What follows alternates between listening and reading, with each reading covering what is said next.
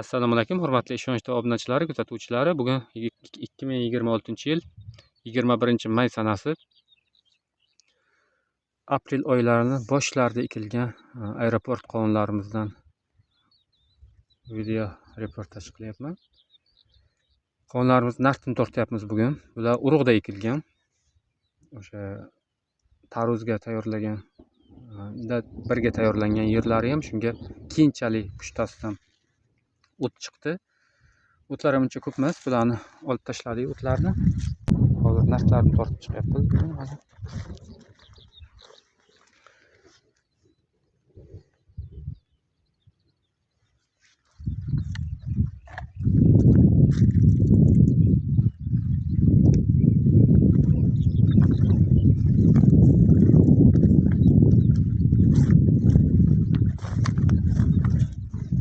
Qovunlar gullab, endi hosilga kirib kelyapti. O'sha tomchilatib sug'orish tizimida qilingan bu ham. Kelon-kala tortilgandan keyin kelonkani teshib urug' tashlangan. O'sha urug'lar o'sha aprel oyining boshida tashlangan bo'lsa, bir oydan oshiq muddat ichida shunaqa holatga keldi hozir. Boshida ancha qiynaldi.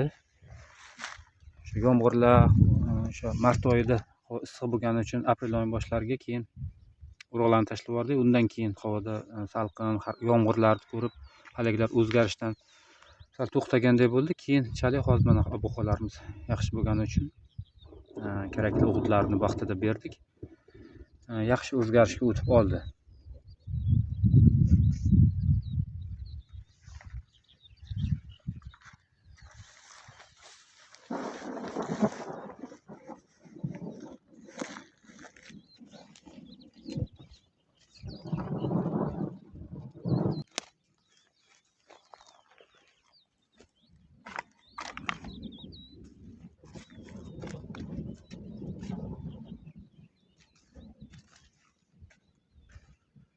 Bu yoqda undan keyin ancha keyin ekilgan, hali bir oyim bo'lmadi ekilganiga. Obnovat navli qovun ekanmiz, obnovat. Ular ham deyarli o'zgarishi yaxshi, ularni yetib olmoqchi bo'lib o'syapti. Ular obnovat.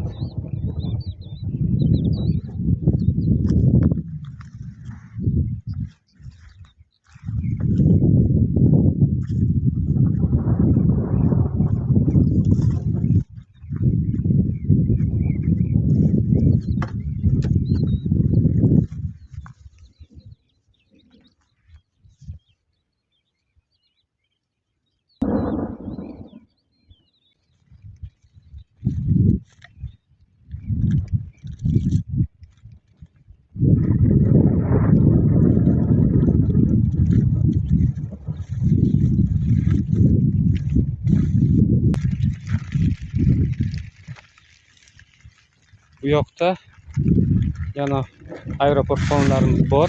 Bular do'gaga ekilgan. O'sha do'ga tarvuzlarimizni ekkan paytimiz ekilib ketgan. Mart oyining o'sha 15-16 martlarda palaklar rosa ham g'ovlab ketgan. Hosil ertachi hosil ushlagandi. Keyin bunga kasallik tushdi, qanaqadir kasallik tushib, qovunlari o'sha hosillar kattarishdan to'xtab qoldi. Palaklari ham nima o'sha kasallik ta'sirida o'sishdan bir to'xtab, keyin yana o'sib, endi hosil qaytadan hosil ushlab rivojlanyapti. Oldingi eski hosillari, oldin tutgan hosillari kattarishdan to'xtab qolgan. Ularni ba'zilari uzib tashlandi, ba'zilari turibdi palakda. Bular do'gaga ekilgan aeroport. O'sha kasal bo'lishdan oldin tuggani mana bunaqa yorilib qolgan, bularni uzib tashlangan.